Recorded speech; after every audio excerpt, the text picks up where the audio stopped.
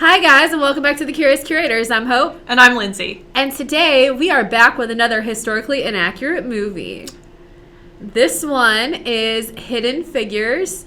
I guess we'll go ahead and say, in case you missed the last podcast, that for the rest of the month of February, we are going to be dealing with topics that deal with Black History Month, because February is Black History Month. Please pretend that we didn't talk about Anastasia just last week. we didn't plan out the dates. Number through. We kind of had a list and didn't realize that was going to be hitting February 2nd. So we do apologize for that. But we'd already had it recorded. We didn't have anything else. We realized too late that it was already. But the rest of February is going to be Black History Month on the podcast because we are bad with dates and organization. But we watched Hidden Figures. We both watched it last night, actually. Actually, yes. And I think this might be our most recent film. Yes. It was from 2016, I believe. We looked it up. And yes, so this one's quite new. Yeah, a lot of our historically inaccurate movies come from the early 2000s, I guess. Yeah, and this one came up, I would say, very recently, the very end of 2016. And it's also a book that I will review once I get my grubby little hands on it, because it's on hold at the library. So we will eventually have that book review out for you as well. I'm excited about the book review. I'm excited to read the book, so I've actually, I'm doing the same thing with my book reviews, and I'm in the middle of, or almost through with, I Know Why the Caged Bird Sings by Maya Angelou, which I am really enjoying. So I'm really hoping that I enjoy Hidden Figures. I know the author did speak about the movie a little bit. Yeah. And one of the people that is featured in the movie, she's still alive, and she also spoke on the movie some. So she is no longer alive. Oh. She died in 2020. Oh. Well, okay then. She died extremely recently. My sincerest apologies for that. What I read must have been older than that. Katherine Johnson. Yes. Yeah, she died in 2020. She did speak on the movie a little bit, though. I think I wrote that down somewhere. But yes, okay. Well, let's get started. Hidden Figures, 2016, and this is about. I was gonna say about some hidden figures, but so it's about people who work behind the scenes at NASA. It is about African American women who worked behind the scenes at NASA as basically human computers. Their job title was computer. Yeah, computers and skirts, basically, is what they were. And their story is extremely interesting. I also find anyone who is a mathematician's story quite interesting, or an engineer, because I'm I disagree. I could never. Pythagoras. I have extreme respect for engineers and mathematicians. Yes. I could never. But it was, like you said, it was kind of talking about their contributions and the obstacles they faced by following these three women and highlighting their contributions, highlighting the hard truth of being in the South. Yes, so they're in Langley, Virginia. I assume Langley Air Force Base in Virginia. And this takes place in 1961. That's why we're talking about this. I mean, granted, a lot of the real stuff took place before that, but the movie is 1961. Yeah, but the time period is probably 1948 or so. Actually, 1958, because that's when NACA changed over to NASA and things were desegregated and everything. So it covers a much larger point of time than we see in the movie, but we all know that fine. You have to condense history for movies a lot of the time, because I mean, nobody at this point in time, nobody wants to watch a 5-hour movie. We have moved past that. Our attention spans are not long enough. But I would watch a 5-hour Harry Potter movie, but at this point, I would watch a 5-hour Hunger Games movie. Oh wait, I have been. Please. Okay. Don't even get me started. Anyway, so the main character that we meet is Katherine Johnson. That's not her name to begin with. It was Catherine Coleman. Goebel, I thought. And then Goebel. I wanted to say Gobble, but it's Goebel. And then she marries later in the film and becomes Johnson. But her real name was Creola Katherine Johnson, and I thought Creola was a beautiful name. Oh, I like that name a lot. That's the name of a town in Louisiana. Very unique. Yeah, I like that name. She was born in 1918. And she actually had kind of an interesting life Yeah. before, because in the movie we start out, she is like A little girl. or something, like, No, she was way younger than that. or she was a little in 6th girl. grade, so she was probably like 10 or 11.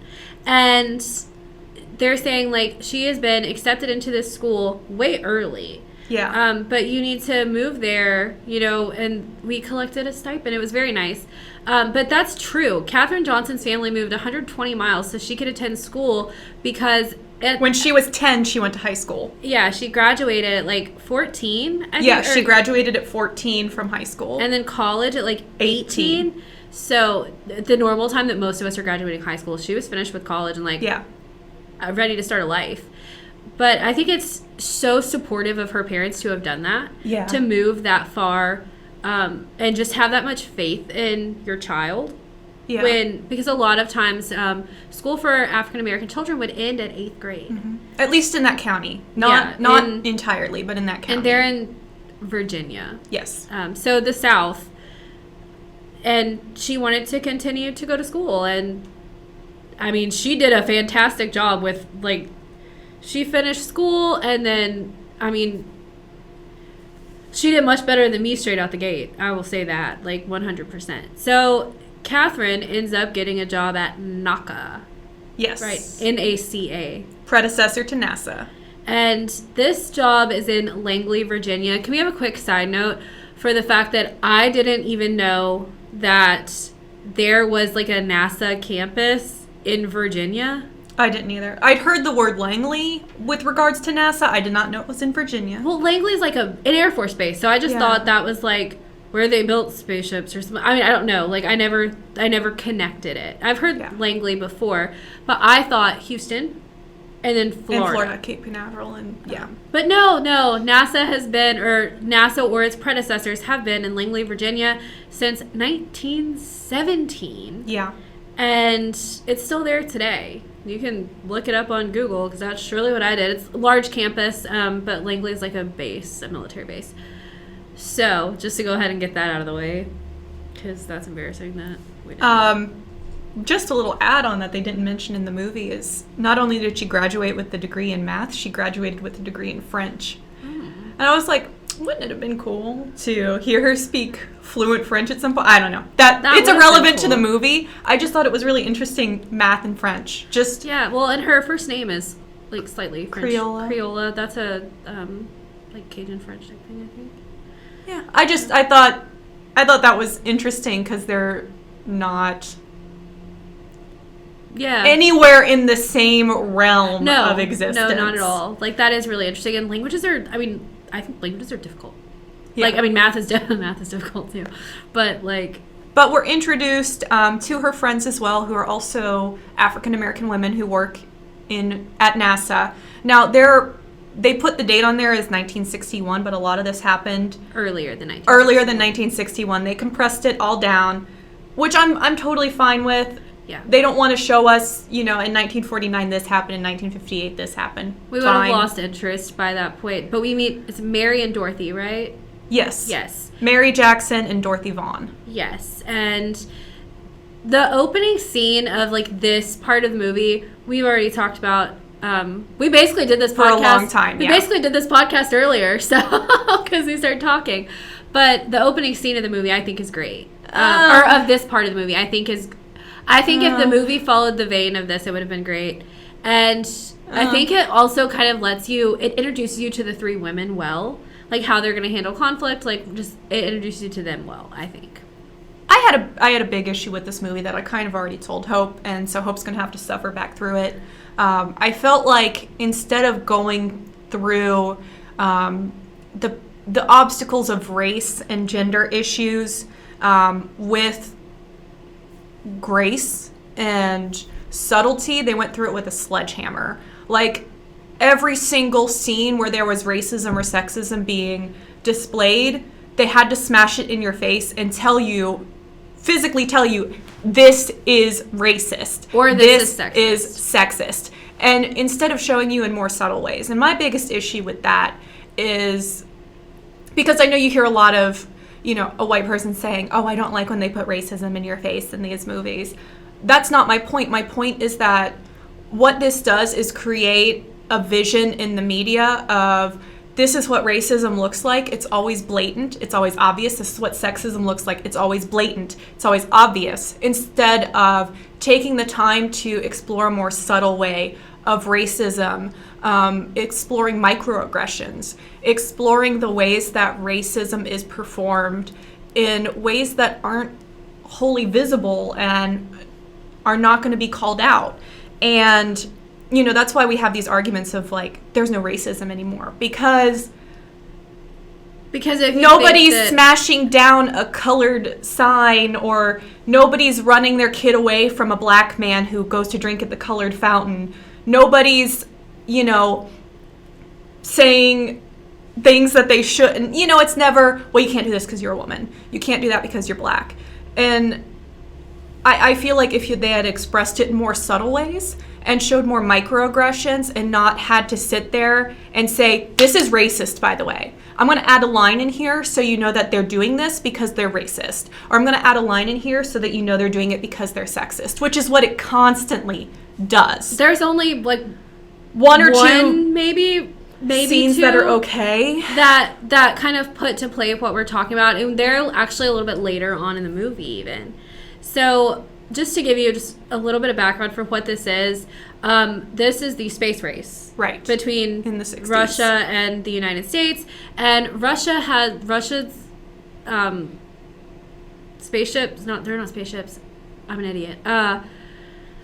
Satellites? Shuttles? The shuttles, I guess, are called like Votnik or something. Votnik 1 and 2. Yeah, they're doing better. Yeah, so that's basically what's happening. Russia is winning, so the United States is like, we are going to orbit the Earth.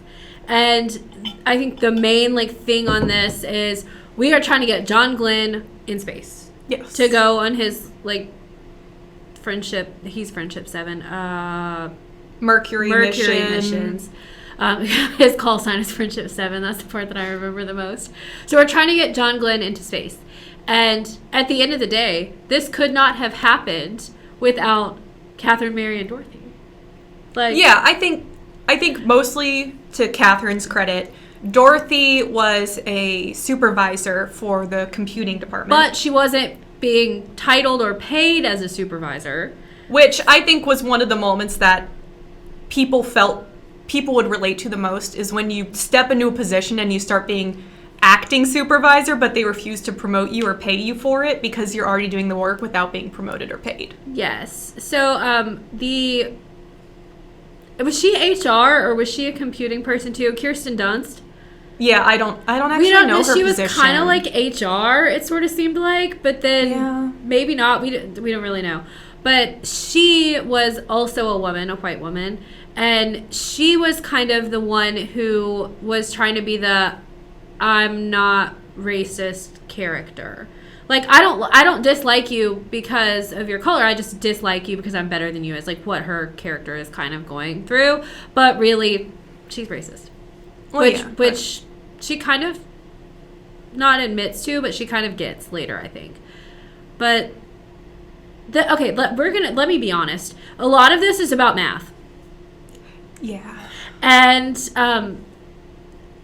I couldn't tell you if my entire life depended on it, if what she was writing on those blackboards or anything else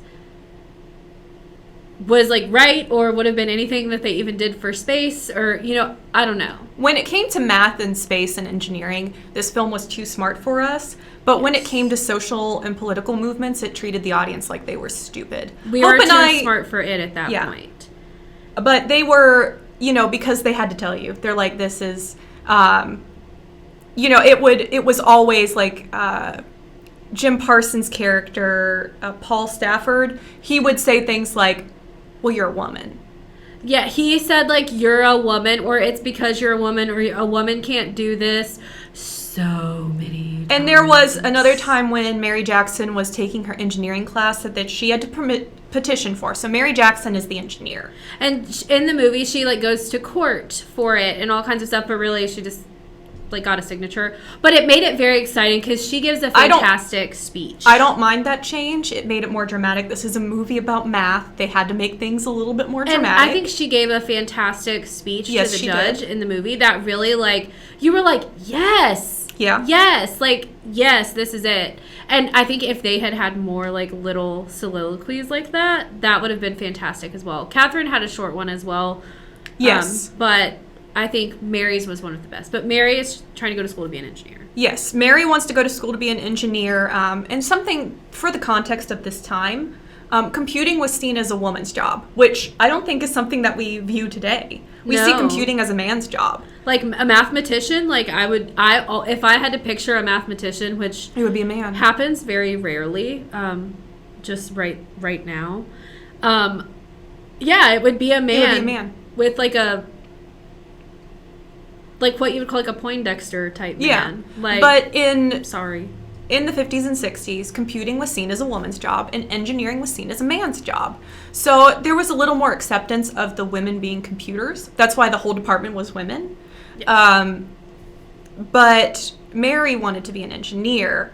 And she actually did accomplish this, but in order to do so, she had to take night classes at an all-white school in Virginia, and there wasn't precedent for it. She gave a whole speech at court. I had no issue with that because originally she just got a signature from the city and they said, go ahead. I liked that they made it more dramatic and made it more interesting. But when she goes to night class, she goes in there and it's all white men and they all kind of look at her. And that would have been fine if you just stopped it there. But one of the things I'm talking about hitting with a sledgehammer is she says, I'm signed up for this class, and goes to the teacher and he goes, well, I don't know how to teach engineering to a woman. It's like, we get that she had a great comeback, the same way you teach it to a man. I didn't think that was a great comeback. I think in like real life, if someone had said that, like I think that's something that either one of us would have snapped right back with. Though. Well, yeah, but maybe that's why I don't think it's a good comeback, because I would have said it. So it is a good comeback in a story. But that's kind of how the whole movie plays out, is they have to say, every time they say something like, you can't do this, or this is not a good idea, they have to say, because you're a woman, because you're black. There are like...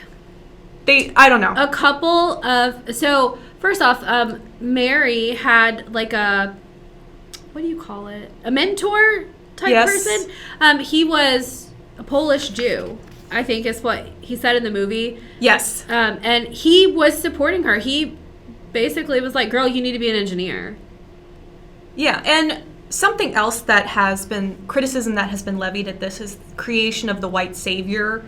Yes. Of Catherine's boss, essentially.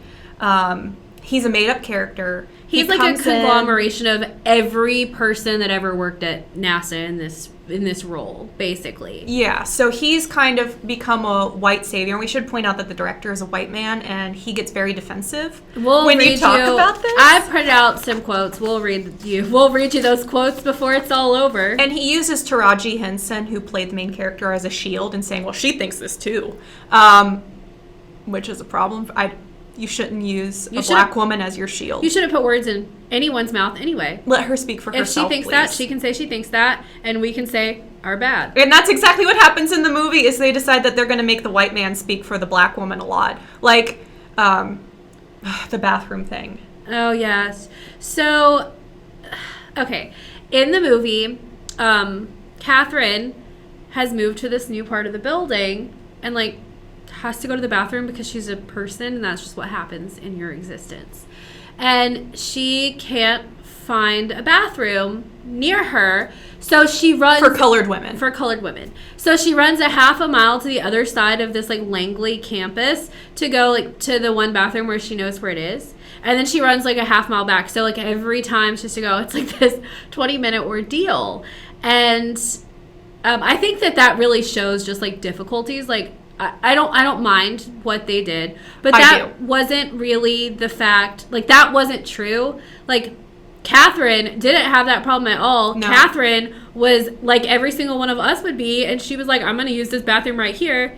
And you know what happened? And honestly, what happens a lot of the time when you just do what you want and pretend like you're doing the right thing is most people don't say something to you. It's literal years before anyone ever was like, this is for the bathroom for white people. And she was like, I don't care, I'm still going to use it. And then no one said anything.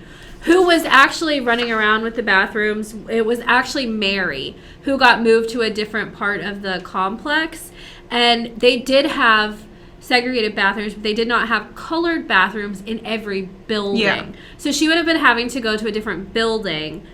But in the movie, Catherine's great speech comes because her boss is like, where have you been? Where have you been for 40 minutes? Every time I'm looking for you, you're nowhere to be found. And she's like, I had to go to the bathroom. And he's like, what? Why? For 40 minutes? And she's like, let me tell you a story.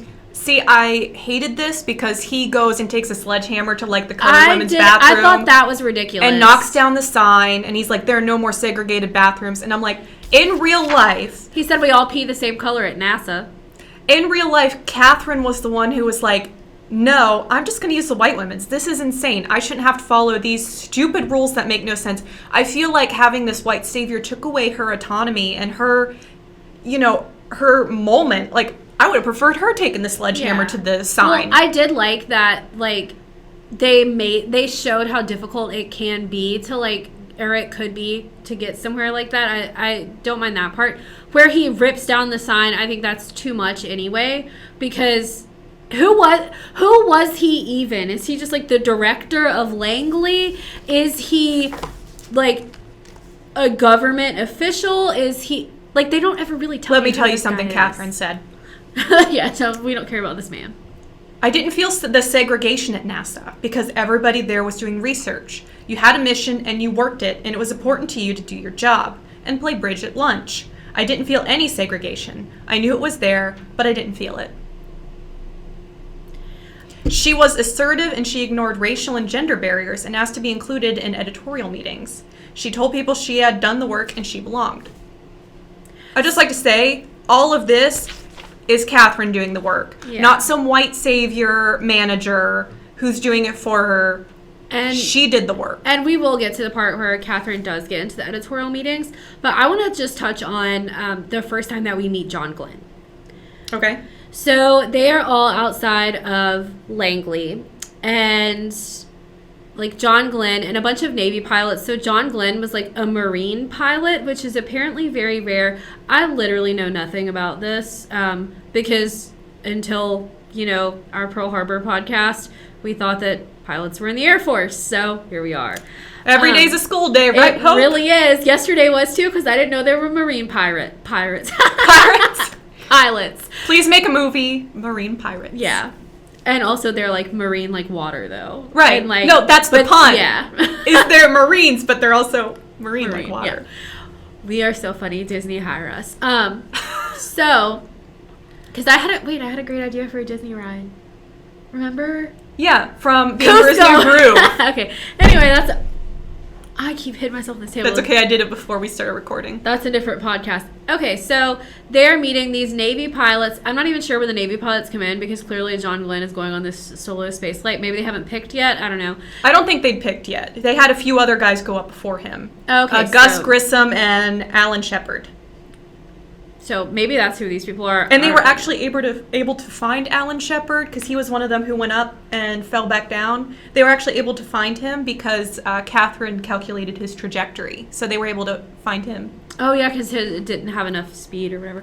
So anyway, John Glenn is much younger than John Glenn because in this, he's probably like maybe mid-20s. Yeah, he was played by a very young-looking actor. Attractive guy. Yeah. But John Glenn was actually like 40 or so when he went up on this solo flight, his first space flight. But he is shown, and we could not find any evidence to say yes or no to if this is what John Glenn was like as a person. We have no idea. But he made a special point in the movie to meet Mary and Katherine and the colored women's computing team, because everyone was trying to get him away, and he was like, well, I haven't met them yet, and he like introduced himself to them and everything else. And John Glenn would be kind of Katherine's like he was like behind Katherine for the rest of the movie. As long as she wasn't going to become an astronaut, because John Glenn didn't believe women should be astronauts. Hold on. Which is not said in the movie. I mean, I know nothing about John Glenn, but it really is just a fact. The men go off and fight the wars and fly the airplanes and come back and help design and build and test them. The fact that women are not in this field is a fact of our social order. oh, After, he specifically requested Katherine to be the one to check the numbers. yeah, and there is another scene where he kind of supports what Katherine is saying, and everyone else decides to do that too in the editorial meeting. That's not what I would call it. I wouldn't either, but it was called an editorial meeting. So I just wanted to point out that, like, we didn't know John Glenn personally. We also can't find any information about what he was like, but besides his sexist remarks. But so we don't know if that's true, but I think that is, like, as your first introduction to John Glenn, he seems like, you're like, oh, he's a great guy. But, like, we don't know that. So take that at face value is my opinion on this movie. But, as far as these white savior complexes go, they're always men. Well, yeah, but there was a character who could have been, and that we were talking about Mary Jackson's mentor. Yes. In real life, he was a real person who encouraged her. He was called Kazimierz Czarnecki, and he was an engineer who worked in the supersonic pressure tunnel. And he did encourage her to take classes, even though men were engineers. But he said, like, basically she had an engineer's brain. Yeah, and he was, like, my issue is they inserted white saviors rather than just acknowledging the people that were there. I mean, he had a small part to play, but Czarnecki is, like, an ally, I guess. Yeah. And a real person, and his parents died in the Holocaust. They named him something else in the movie, but it was obviously... It was him. It followed it almost verbatim through the movie, is how his relationship with her, like, he specially requested her to come work on this heat shield issue with him. Yeah, and that some of that just goes like we just... engineers, we are not, and we're also trying to take notes and everything else, so, like... Yeah. And she became NASA's first black female engineer in 1958. Kind of after he was like, no, take these classes. So by the time that the ending space flight, John Glenn's flight, happened, she was NASA's first African-American female engineer. Yes. I guess we also haven't really touched on Dorothy very much, but Dorothy was a real person, and she was NACA's first black female supervisor. Yes. And it happened long before 1962, which is when it happened in the movie. 1949. Yeah, it happened long before. I do understand why Dorothy was put, like, in the same time as them to show just, like, forward and expansion and everything else. She was the supervisor to Mary and Katherine. And she actually... That whole story where she wouldn't get promoted was true. Like, she was acting supervisor for several years before they would willingly promote her. And she, like, taught herself to run this IBM computer as well. Like, she taught herself Fortran. Taught herself all of that, which I can only imagine being just so difficult, because at that point, computers were... I mean, it was like a new frontier. And she also taught all of the women in her computing and in the computing department. Both she saw black and white women. Yeah, she taught. She saw that computers were going to take away their jobs. Essentially, it was the way of the future. So she taught all of these women how to program so that they wouldn't lose their jobs. So, I mean, yeah, she literally saved over 20 jobs just because of that. I really think her story was less sensationalized in the movie. Yeah. And her story was quiet, almost. Like, it was just a quieter background thing. But it was a huge deal what she did. I actually appreciated her story the most, I think, because she extended it to other women. Not to say that Mary and Katherine didn't, because Mary definitely did in the future. Yeah. Beyond this, and they were breaking barriers, which is good for all women and all African Americans. But Dorothy was the one who was explicitly throughout the film doing that. Yeah, and she refused to go without them. Like, she was like, I taught all of these women what to do. They know their jobs, and I'm not going to go if they can't go. Yeah, she was a little bit more of an unsung hero of the movie to me. Yeah, and she was like... she was very personable. She was very confident in her own abilities. She was a good supervisor. Yeah, and she was confident in every single person that worked for her abilities. Like, when they were like, we need somebody to do this, who do you have? Like, she knew. Yeah. Like, she knows who she has. She knows their strengths. She knows their weaknesses. She's, like, a supervisor that you want. Yes. And I think as we get toward the end, sorry, I got really close to the mic just then. I think as we start to get toward the end of the movie, for me, is when everything started to pick up. Everything started moving a little bit faster, and I was like, okay, I'm into this. Katherine is trying to find out basically where John Glenn's craft shuttle needs to land in order for him to be picked up by the Navy. Yeah. So he doesn't drown or just die of exposure or whatever happens if they don't pick you up. Mm-hmm. I don't really know. And she's not allowed into these old boys club meetings. And she's like begging to come in. And Stafford is like, there's no precedent for women to come into these meetings. Yeah. And her women. And her boss is finally like, she's right, let her in.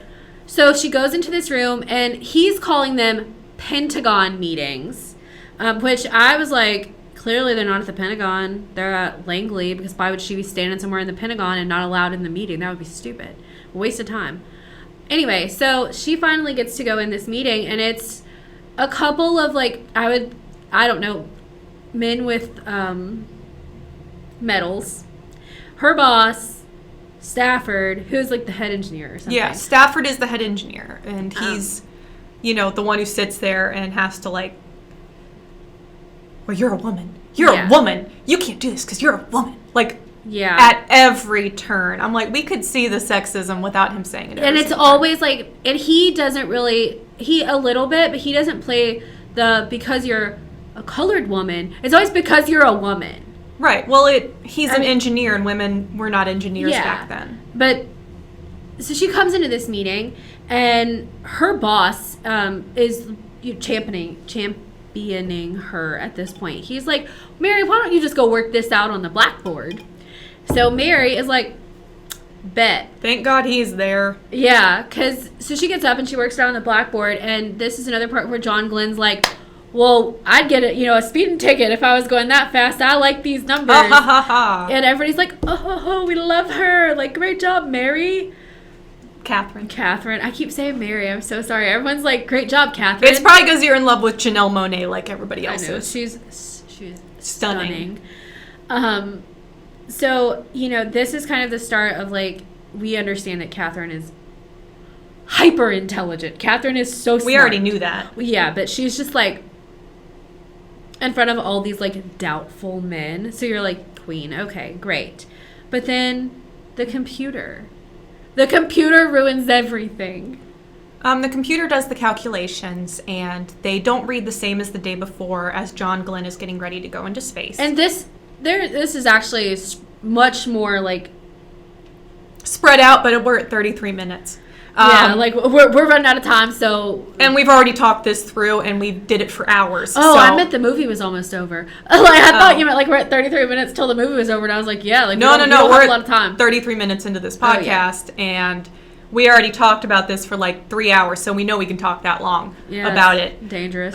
So the computer, the new IBM computer that Dorothy has been training her girls to work on, essentially, it's brand new. It comes in 1961. Yes, that did happen. And they're not, like, they're huge. Well, yeah. It's ridiculous. When I was looking at it, I was like, oh, I never would have wanted to work on that thing. And so it calculates the trajectories and the possible landing site for John Glenn.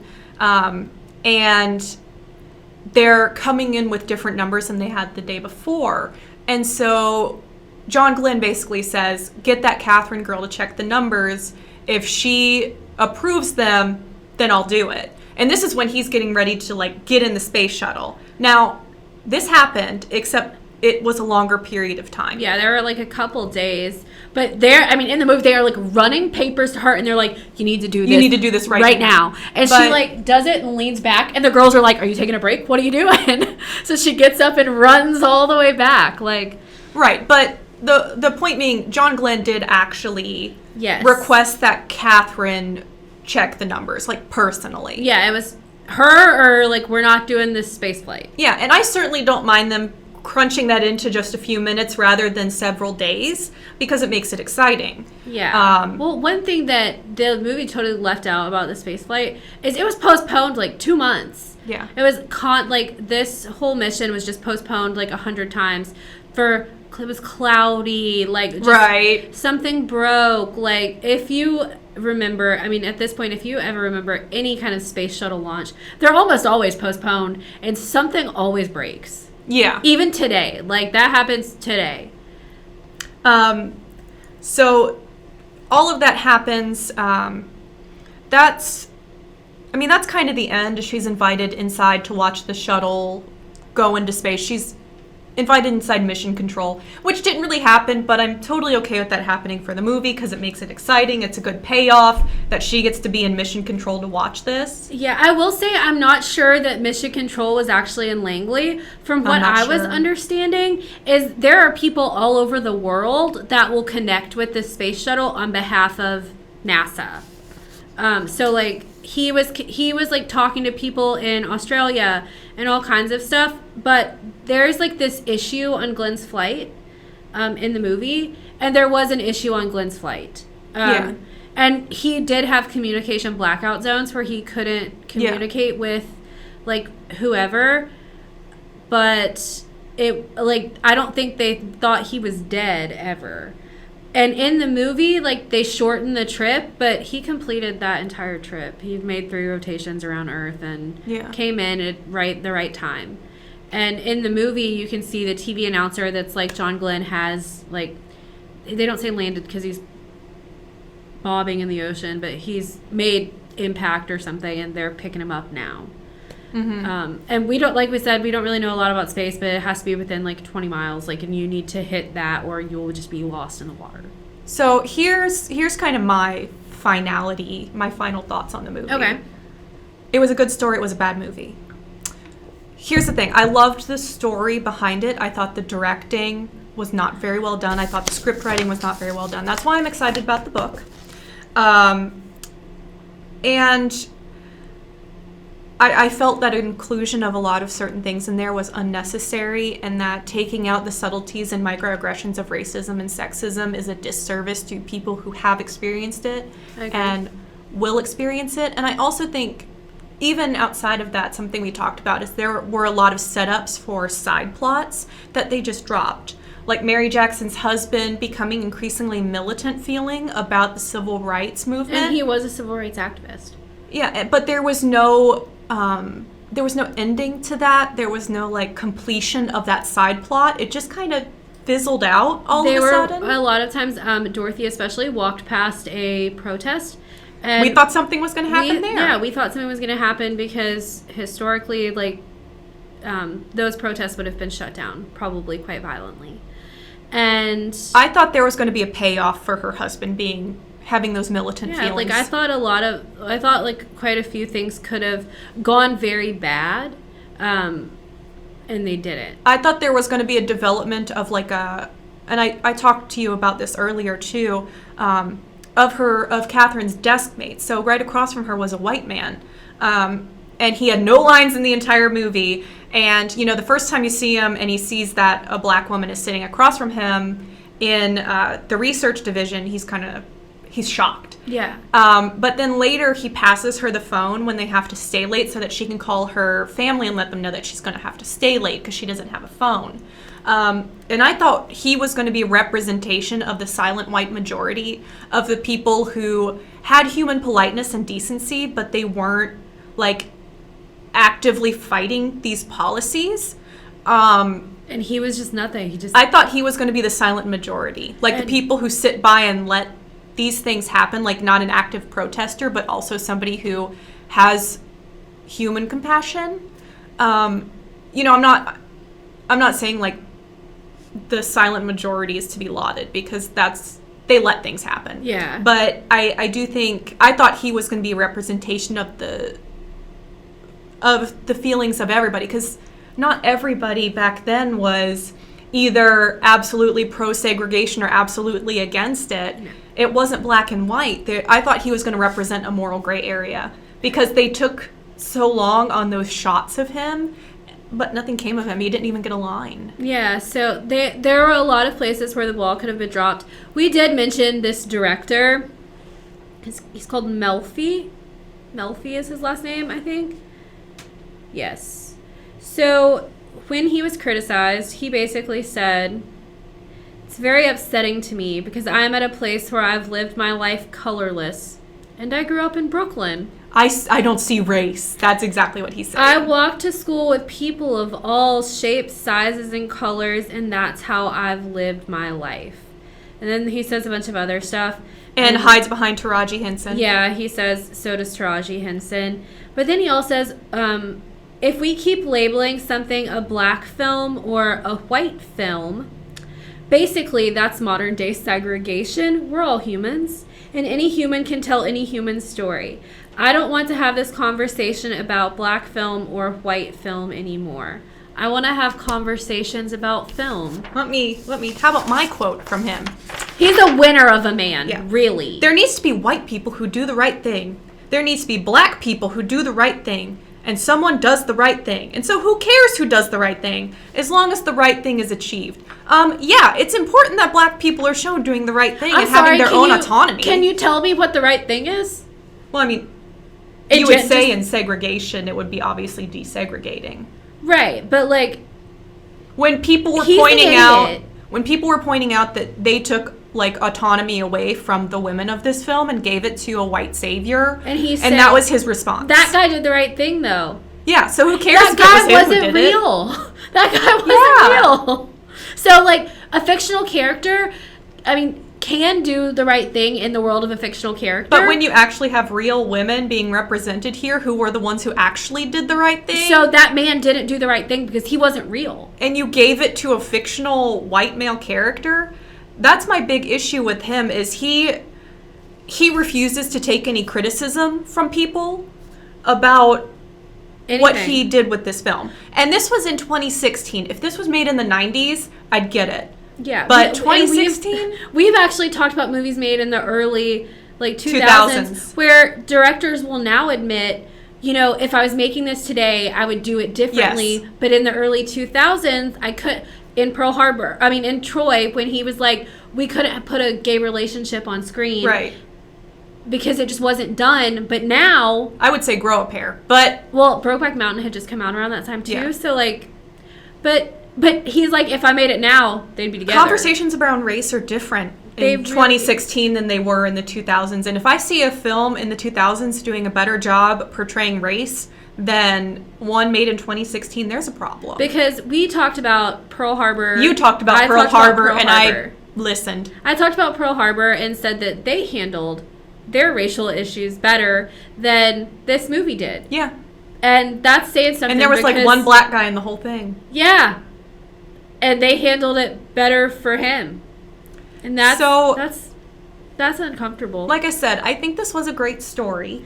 I do too. And I really liked all the actors were 10 out of 10. The fashion as well. The men's fashion, ew, they're just wearing button-downs. But the women's clothing, I thought, I'm not a huge fan, like, on myself personally, of those silhouettes and stuff. But I thought that they looked amazing. Like, their clothes were beautiful. The colors were great. I thought it worked well for them. And I thought it worked well as well, highlighting Katherine's separation from her male colleagues, because every single one had a white button-down, black pants, and a black tie.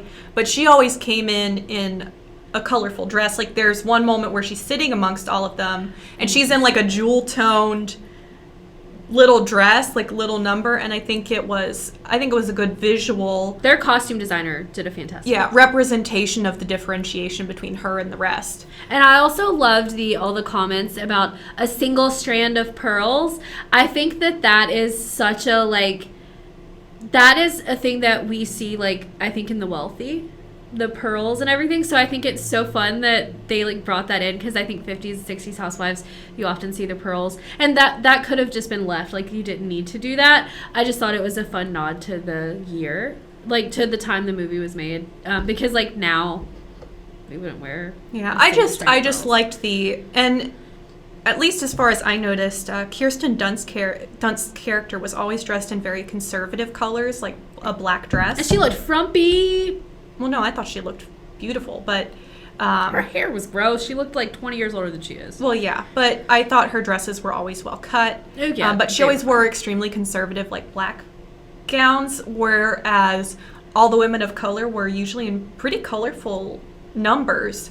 You know, they were multicolored or jewel-toned, and I thought that was another, like, subtle differentiation between a white woman who was, and the other white woman as well, always wore really conservative, neutral clothes. Yeah, browns. She wore a lot of brown. And I feel like, and like grays and stuff. Yeah. And I feel like that, and she didn't stick out like Katherine did, who was in jewel tones or multicolored. And I think that was kind of showing these women, and maybe I'm wrong, but these women who had kind of accepted their place. Because one was a receptionist, the other was possibly an HR, and they were playing the game. They were playing ball. They weren't resisting. They weren't standing up for anything. These other women who are coming in, they're breaking barriers, and they're in colors, and they're they're going to be noticed. Yeah, and that you're right. That is really good. I didn't think about that because I was just looking at all of their clothes, and I was like, I like this. Like, the aesthetic. When the big group of women is moving, it's so colorful. The aesthetic is beautiful against those windows and stuff. Because they're breaking barriers, like you said. They're the ones who are going against the grain, whereas everything else is played out in these dull, drab colors. Even the white women who are playing ball, essentially. They're accepting their subordinate role as women, but also their superior role as white. And they're playing their roles, essentially. That's exactly what they're doing. Whereas these black women are not, and they are in these colorful numbers. Regardless.